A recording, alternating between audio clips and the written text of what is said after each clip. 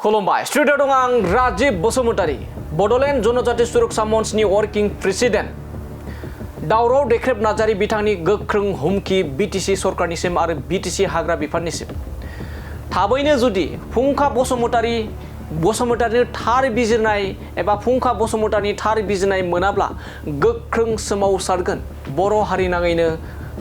BTC सरकारनि बेरेखायै आरो बिटिसि हाग्रा बिफाननि बेरेखायै बे समाव मख'नांगोन दि बिटिसि हाग्रा बिफाननि मावफुं सोद्रोमा जेम्स बसुमतारी बिथाङा थाबैनो बिबान एंगारनांगौनिबो दाबि खालामबोदों बड'लेण्ड जनजाति सुरक्षा मंचजों लोगोसे गोबां बर' हारिनि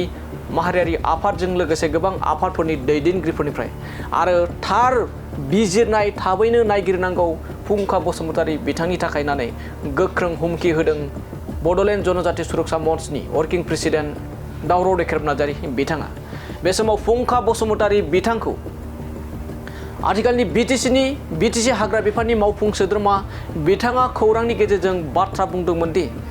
गावलायनायनि थाखायसो बेफोरबायदि जाथाया जानो मोन्दों होननानै नाथाय बै साननिफ्राय दिनैसिम फंसेबो फिननाय होआखै रायजो राजानि जा सोंथि बे सोंथि खालामनायखौ दासिमबो बिटिसि हाग्रा बिफाननि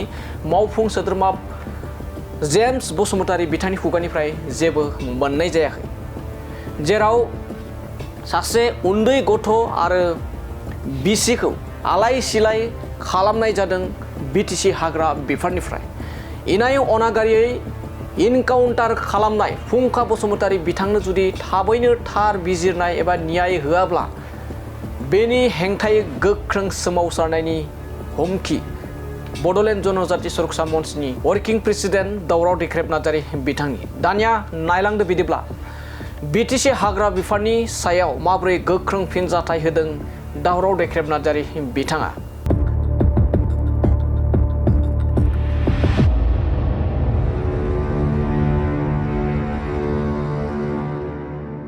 जोंहा माने जेम्स बसुमतारीया जा स्टेटमेन्ट होबाय जे गावलायदों होनना बुंनाय बेखौ रायजोफ्रा खुदिदों जोबोद दुखु मोन्दों बेबायदि बाथ्राखौ बुंनो नाङामोन बिथाङा बे इरिगेन्ट बियो बेहा खुनु माने माबा गैयै बे खाद्य गियान गैयै बाथ्रा बुंनाय जादों रायजो राजाजों दुखु मोनो रायजोआ आघात मोनो नंखाय खोथा बुंला बेखौ बुजियाखै दा जार फले रायजोआ बांसिन बिखौ खुदिदों रायजोफ्रा दुखु मोननाय फोरमायदों दा बिथाङा अन्तत' खमसे खम घटना जादोंब्ला बिथाङा खबर लाफैनांगौमोन रायजो राजाखौ सोंनांगौमोन मारै जाखो मारै माखो खबर लाफैनांगौमोन ग्राउन्ड रिपर्ट लामानो बियो बाहेराफोरा डाइरेक्ट फरेस्ट डिपार्टमेन्टआ जोंखौ बुंबाय बेखौनो बे स्टेटमेन्ट होनाया जोबोद अननाय जादों बे बिराद गाज्रि आरो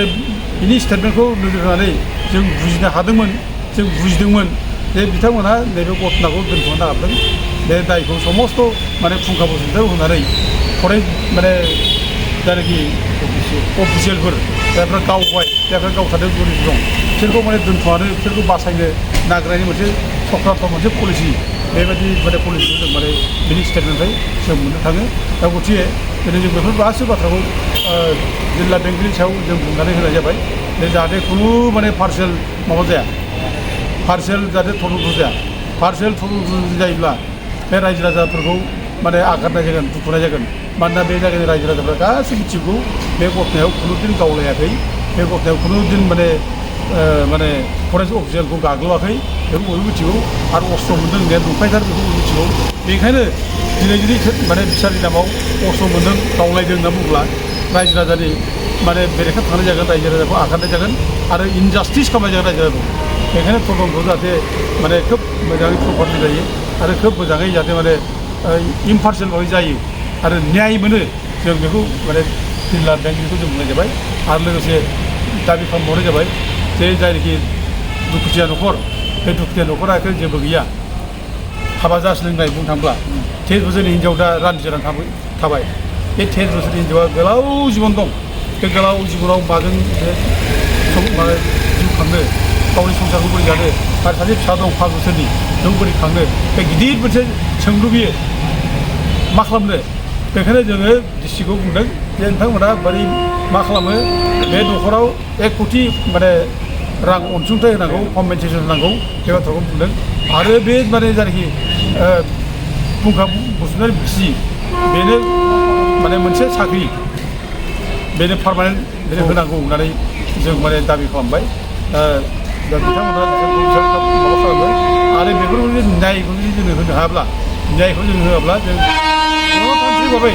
गणतान्त्रिक भाबै आन्दलन खालामनाय थागोन होननानै जों बाथ्रा बुंनाय जिल्ला कंग्रेसावबो जों बुंनाय जाबाय।